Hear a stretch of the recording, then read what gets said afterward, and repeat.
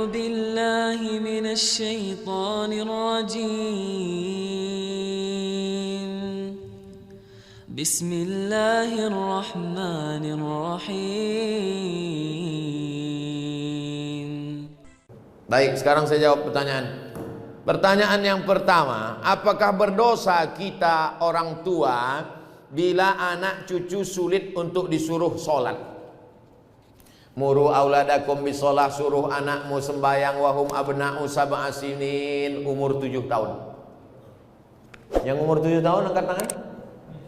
Tak ada. Umur 7 tahun suruh dia sembahyang. Kalau sholat umur 7 tahun, berarti baca surat pendeknya umur 5 tahun. Makanya ibu sambil memasak pagi, sambil memeras santan, sambil menggoreng nasi, Bismillahirrahmanirrahim, Alhamdulillahi Rabbil Alamin, Ar-Rahmanirrahim, Maliki Yaumiddin. Anak itu mendengar, hafal dia tanpa melihat Al-Quran. Dia tak bisa baca, tapi dia bisa hafal. Maka nanti umur 7 dia akan sholat. Umur 7, wadribuhum fil asrah. Umur 10 pukul. Pukul dia. Tapi pukulnya tangan tak boleh terlalu tinggi. Jangan sampai patah. Jangan sampai maaf kena alat vital. Jangan sampai lebam.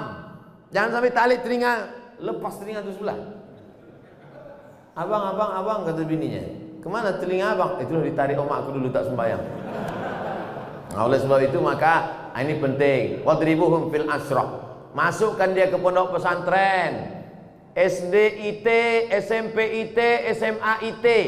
Yang tahan berpisah dengan anak, masukkan ke pesantren boarding school. Yang tak tahan berpisah, masukkan full day. Di Medan banyak, masuk pagi, jemput sore.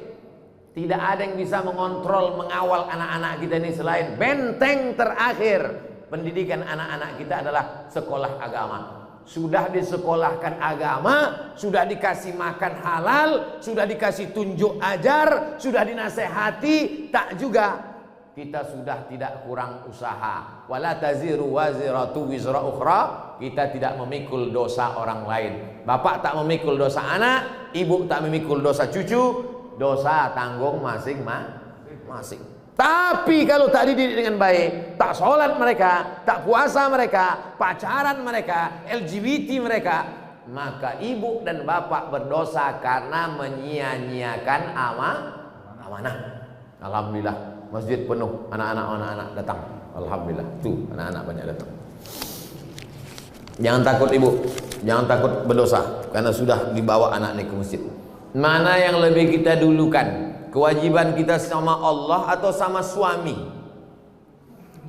Kasihlah contoh. Kalau pertanyaannya umum, gimana saya mau jawab? Allahu Akbar, Allahu Akbar. Kata azan. Datang lakinya. Kau buatkan aku dulu kopi. Mana yang lebih didulukan? Ibu sholat atau membuatkan dia kopi? Ini tak akan terjadi. Kenapa? Karena bapak itu pasti ke masjid sebelum azan. Mana mungkin dia minum kopi orang azan? Tapi ibu dapat Fir'aun, inilah.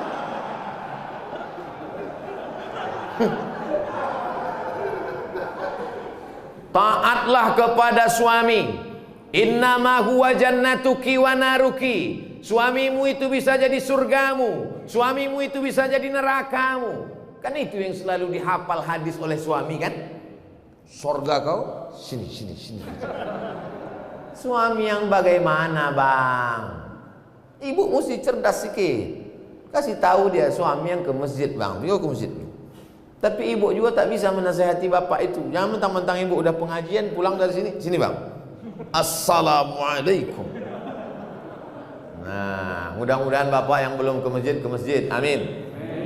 Tapi kalau ditengok ini bapak ini sama ibu ini orang-orang masjid semua. InsyaAllah kita doakan mudah-mudahan dapat hidayah. La ta'ata li makhluqin, itu kaedahnya. La ta'ata li makhluqin fi ma'siyatil khaliq. Tidak ada ketaatan kepada manusia kalau menyebabkan durhaka kepada Allah. Ibu disuruhnya misalnya buka jilbab. Aku tak suka lah nengok kau jilbab. Macam nenek ku tengok. Coba kau buka jilbab itu, kau cat warna kau, rambut kau 3 warna, merah, kuning, kelabu.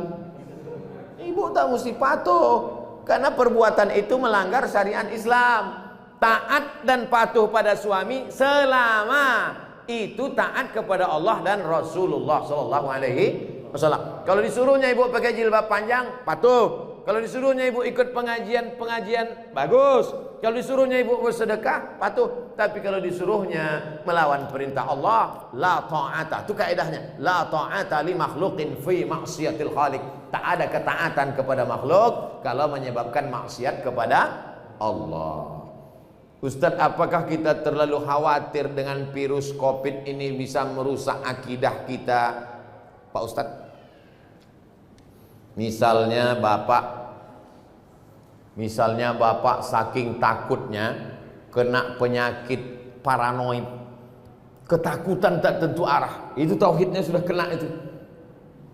Wa kadzalika ja'alnakum ummatan wasata. Kami jadikan kalian umat yang pertengahan. Tidak terlampau berani sampai nantang-nantang petantang petenteng, tidak pula terlampau takut, bukan ekstrim kanan, bukan ekstrim kiri, tapi pertengahan.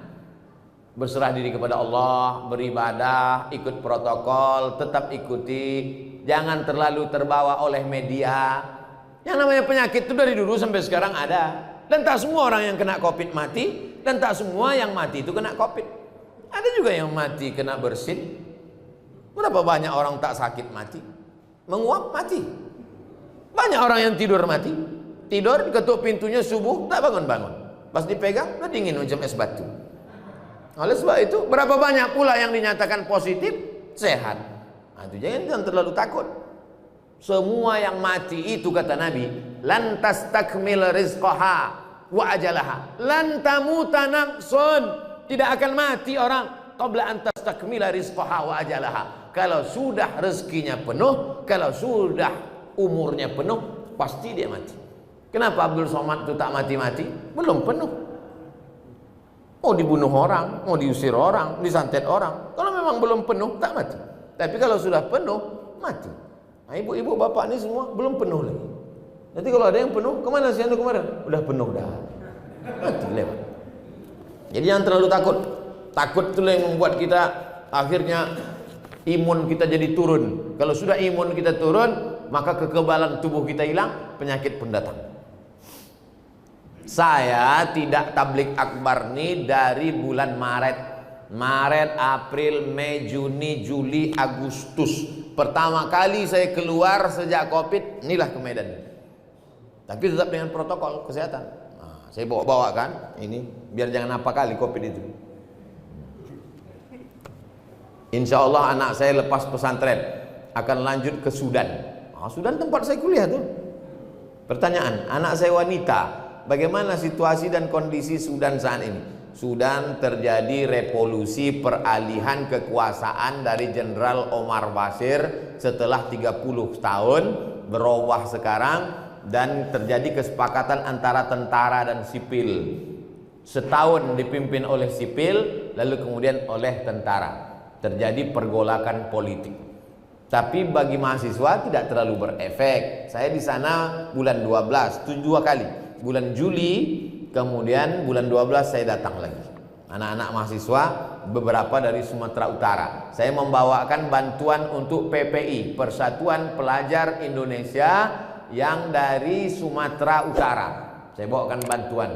Nah, nih. Datanglah dari provinsi lain minta juga. Saya bilang ini duit orang Sumatera Utara, kalian mintalah ke kabupaten provinsi kalian masing-masing. B, butuh berapa tahun biasanya untuk selesai S1 Pak Ustaz? S1 4 tahun, S2 2 tahun, S3 2 tahun dah bisa sidang. Tapi kalau mau lengkap 3 tahun, lewat dari 3 tahun kena denda. Jadi kalau umurnya berangkat 20 tahun, 4 tahun, 24, 26, 27, 28 28 pulang dia udah doktor. Tidak macam saya, udah 43 baru doktor. Judulnya akhirnya doktor juga. Tapi jadilah daripada tidak sama sekali. Pesantren anak saya saat ini dapat program beasiswa ke Sudan. Apa saja yang harus kita persiapkan untuk menuju ke situ Pak Ustadz? Bahasa Arabnya supaya dia nanti tak berat membaca kitab.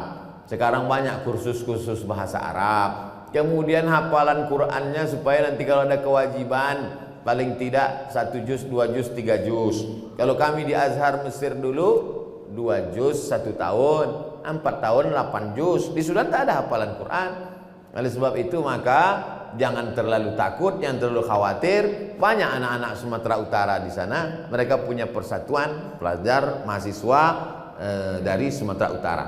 Inilah pertanyaan saya lebih kurang. Terima kasih Pak Ustadz. Saya dulu tahun 1993 habis sholat subuh datang saya ke rumah Ustadz Syekh Jalaluddin Abdul Muthalib, Imam Masjid Raya Medan. Imam Masjid Raya Medan itu namanya Syekh Jalaluddin Abdul Muthalib, wakil rektor Universitas Al-Wasliyah. Habis subuh datang saya ke rumahnya di Simpang Limun. Assalamualaikum Ustaz. Waalaikumsalam. Aku mau sekolah ke Arab Ustaz. Waktu itu saya tak tahu Mesir, Sudan, Maroko tak tahu. Yang tahu saya Arab aja. Aku mau ke Arab Ustaz. Senyumlah Ustaz Syekh Jalaluddin. Kau kelas berapa sekarang? Kelas 3 Ustaz. Kau selesaikan dulu aliyah baru kau kesini. Jadi yang mau berangkat itu saya. Makanya banyak kalau jamaah nanya ke saya, Ustaz bisa anak saya kuliah ke Arab? Saya tanya, yang mau nih bapak apa anaknya? Anak saya bos. Kalau saya yang mau. Orang tua saya membebaskan saya, terserah kau. Nah, tapi saya mau waktu itu. Lalu kemudian setelah taman aliyah datanglah saya. Ustaz, aku udah taman aliyah, ini ijazahnya. Kata Ustaz Jalaluddin Abdul Muthalib, kau bawa ijazah ini ke Jakarta, kau terjemahkan bahasa Arab, kau legalisir ke Departemen Agama, legalisir ke Departemen Luar Negeri, legalisir. Mendengar departemen itu pucat lah. Akhirnya takut saya, tak berani balik saya ke Riau. Kuliah saya di IN. Tapi Allah kasih jalan. Datang pengumuman. Waktu itu belum ada lagi www.google.com. Informasinya masih pakai pos. Jam 12 siang pulang saya kuliah di IN. Datanglah surat pakai pos, dikirim kawan saya dulu satu pesantren di Darul Arafah Medan, Lau Bekri, Deli Serdang. Abdul Halim namanya yang mengirim. Ikuti tes ke Mesir besok pagi.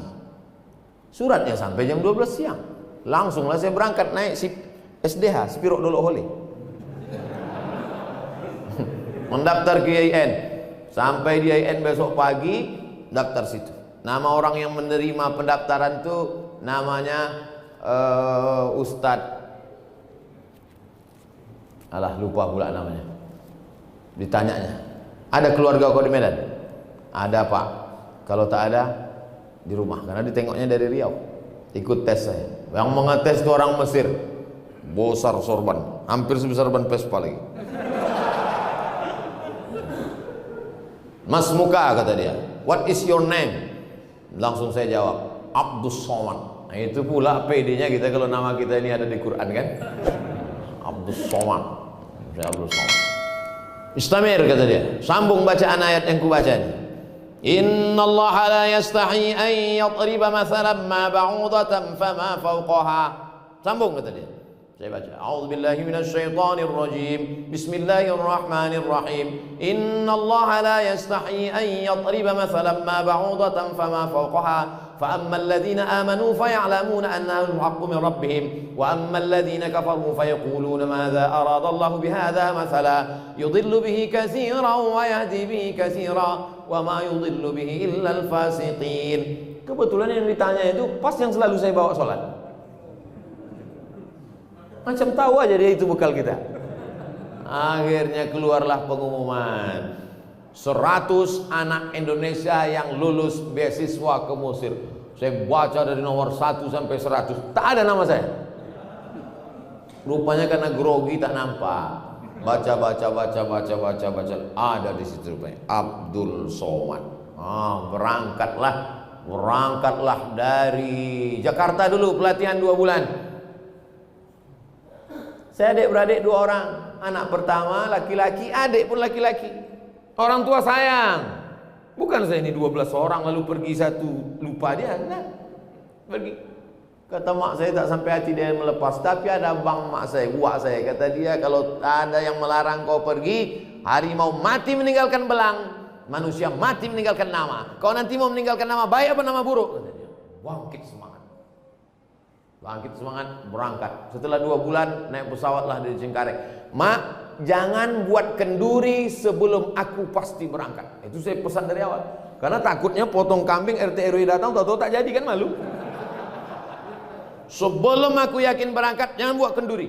Begitu sudah di Cengkareng, udah mau berangkat, baru telepon. Aku sudah mau masuk pesawat nih. Kalau mau buat kenduri, kendurilah.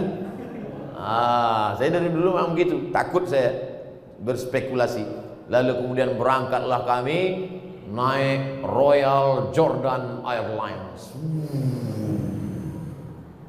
Kenapa pesawat itu Ustaz naik? Itulah tiket paling murah. 5 September 1998 sampailah saya di Kairo, Mesir. Di sana itu ada 2, satu HMM, Himpunan Mahasiswa Medan, yang satu lagi KSMR, Kelompok Studi Mahasiswa Riau. Saya ikut Riau, dan orang tua saya di Riau.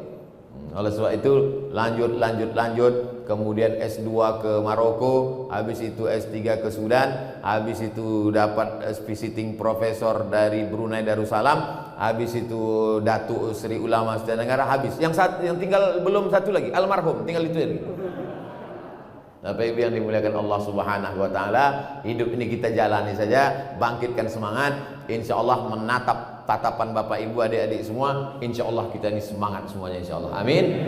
Ya rabbal alamin. Ala hazihi niyah wa kulli niyatin shalihah. Al-Fatihah.